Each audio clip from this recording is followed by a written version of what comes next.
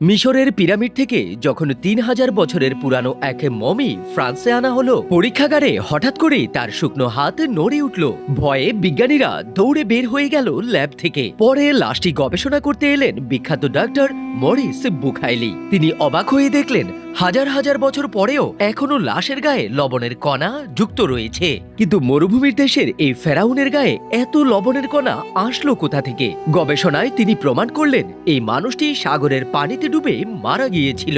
এরপর যখন তার লাশ খুঁজে পায়, তারপর তাকে মমি বানানো হয়েছে। ঠিক তখনই একজন মুসলিম বিজ্ঞানী পবিত্র কোরআন খুলে সূরা ইউনূসের ৯০ নম্বর আয়াত দেখালেন, যেখানে আল্লাহ বলেন, আজ আমি তোমার দেহকে রক্ষা করব, যেন তুমি পরবর্তী প্রজন্মের জন্য নিদর্শন হয়ে থাকো। ফেরাউনের ডুবে মরে যাওয়া আর অক্ষত দেহের এই বর্ণনা দেখে ও পবিত্র কোরআনের আয়াত পড়ে ডাক্তার মরিস বুখাইলি অবাক হয়ে যান। অনেকেই বলেন এরপর তিনি ইসলাম কবুল করেছিলেন, কিন্তু এই বিষয়ে আসল সত্যতা এখনো কোনো নিউজ মিডিয়াতে প্রকাশ করা হয়নি।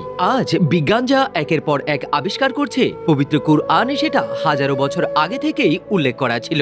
সুবহানাল্লাহ।